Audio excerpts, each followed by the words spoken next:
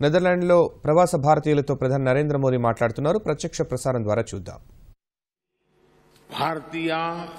भारतीयता हिंदुस्तानी का भाव वैसा ही बरकरार होता जैसे सूरीनाम के लोगों का है।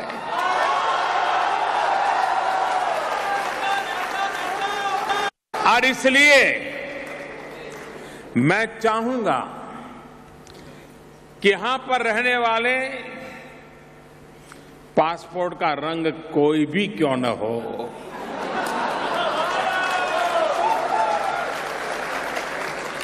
पासपोर्ट के रंग बदलने से खून के रिश्ते नहीं बदलते।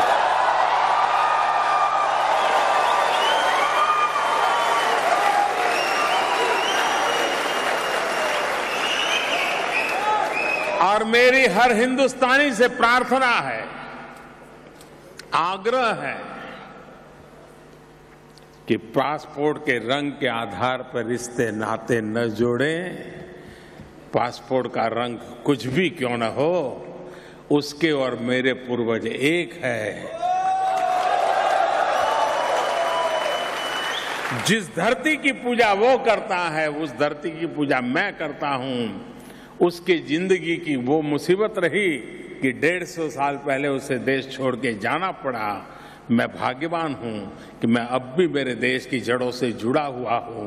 मेरा ज्यादा कर्तव्य बनता है कि मैं सूरीनाम वालों को गले लगाऊं, हम एक बनकर के रहे, हम साथ मिलकर के कार्यक्रम करें। अब हमारे बीच में जरा सा भी दूरी नहीं होनी चाहिए। हो सकता है जो अभी आए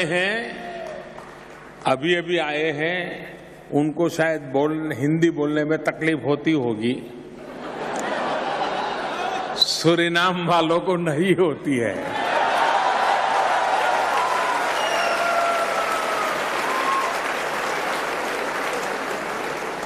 ये जो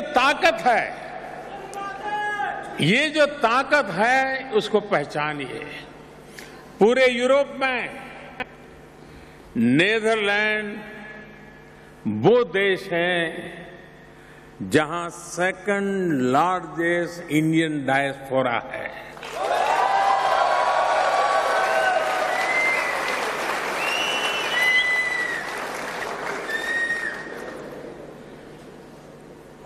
और इसलिए न सिर्फ यूरोप में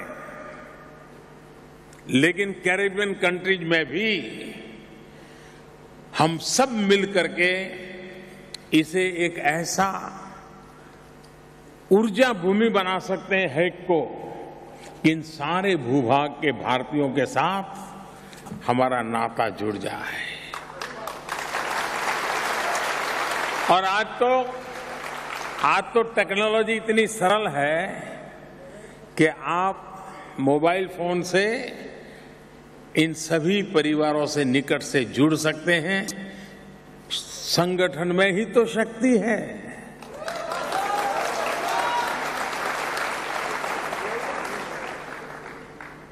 और इसलिए और मैंने देखा आपकी ताकत। मेरा कार्यक्रम तो अभी अचानक बना है, कुछ ज्यादा तैयारी करने का मौका नहीं मिला। पिछले 2-4 दिन में ही शायद आपको खबर मिली और इतनी बड़ी मात्रा में आप लोग पहुंच गए।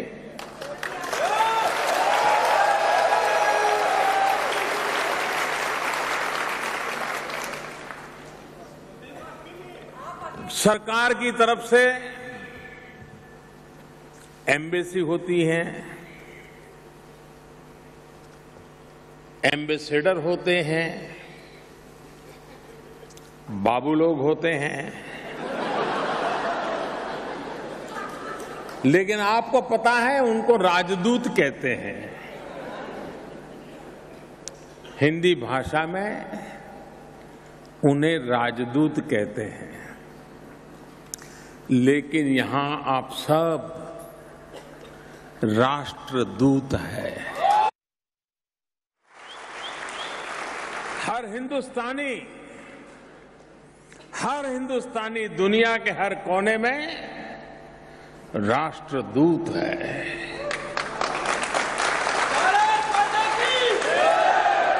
हमारे देश की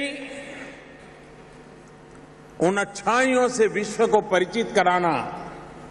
जब विश्व को पता चलता है कि भारत ऐसा देश है जहां दुनिया के सभी संप्रदाय हैं, दुनिया का कोई ऐसा संप्रदाय नहीं है जिसको भारत में गौरवपूर्ण स्थान न हो, लोगों का आश्चर्य होता है। दुनिया का छोटा से छोटा संप्रदाय भी होगा, पंथ होगा, मानने वाले लोग होंगे, भारत में आपको अवश्य मिलेंगे और गर्व से जीते हैं। दुनिया को जब पता चलता है कि हिंदुस्तान 100 भाषाएं हैं, 100 लैंग्वेजेस, 1700 डायलेक्ट्स, 1700 से करीब ज्यादा बोलियां, लोगों को आश्चर्य होता है। अच्छा,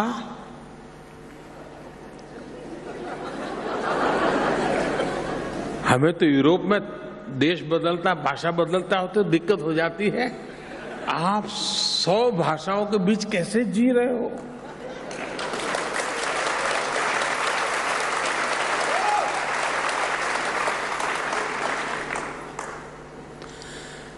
हमें जोड़ने वाली जो ताकत है वो हमारी मातृभूमि के प्रति हमारा प्यार है।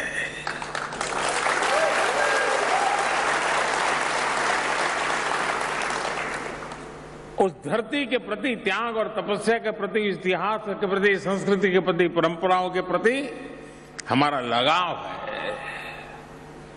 और इसलिए कोई भी हिंदुस्तानी दुनिया में गर्व के साथ खड़ा हो सकता है कि मेरा देश विविधताओं से भरा हुआ है।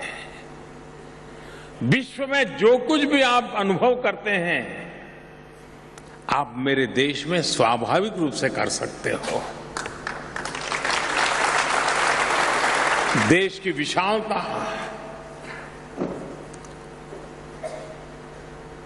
जब दुनिया के लीडर से मैं मिलता हूं और मैं 125 करोड़ देशवासियों का सरकार का प्रधानमंत्री हूं, तो मेरे सामने देखते रहते हैं।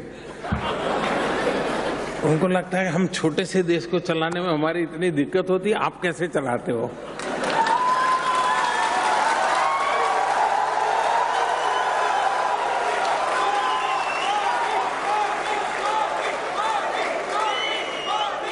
मैं उनको कहता हूं कि आप लोग देश यहां आप चलाते हैं, मेरे यहां 125 करोड़ देशवासी देश चलाते हैं।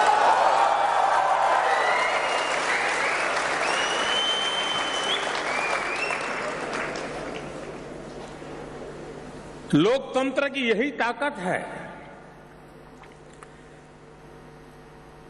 भारत के अंदर विशेष रूप से जब से मुझे सरकार में सेवा करने का मौका मिला है, हमने एक सबसे बड़ा प्रयास ये किया है कि जन भागीदारी से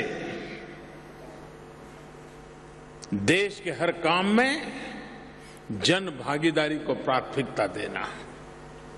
सब कुछ सरकार करेगी, सारी समस्याओं का समाधान सरकार के पास ही है। भगवान ने बुद्धि बांटने निकले तो सारे सरकार वालों को ही बुद्धि मिली थी। ये सोच से हम बाहर निकल आ चुके हैं और हमारी कोशिश ये है कि जन भागीदारी से देश कई गुना प्रगति कर सकता है, तेज गति से प्रगति कर सकता है। अगर सरकार तय करते हम टॉयलेट बनाएंगे, खुले में शौच जाना बंद करवाएंगे, स्कूलों में बच्चियों के लिए शौचालय बनाएंगे, ये कार्यक्रम तो पहले भी चलते थे, लेकिन वो कार्यक्रम सरकार चलाती थी।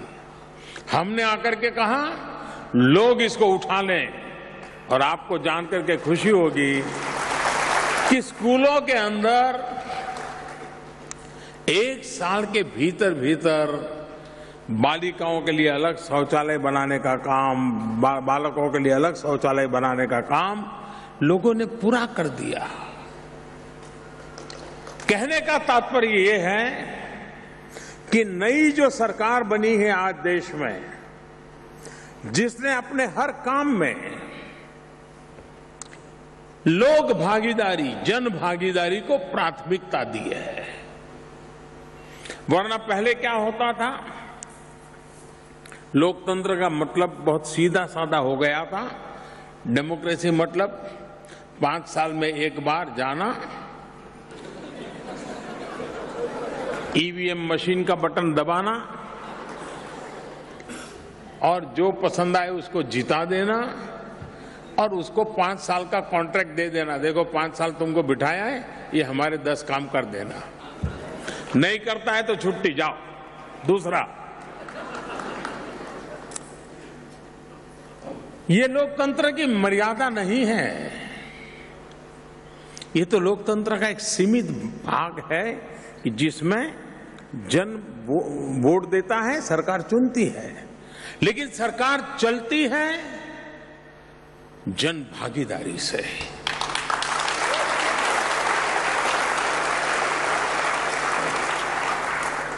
हमारे यहां कभी कोई नेचुरल कैलेमिटी आ जाए तो हम सब ने अनुभव किया है कि सरकारी तंत्र की ताकत बहुत छोटी पड़ जाती है, लेकिन लोग, सामाजिक संस्थाएं, धार्मिक संस्थाएं ऐसे फूड पैकेट, डिकना, फलाना लेकर के निकल पड़ते हैं।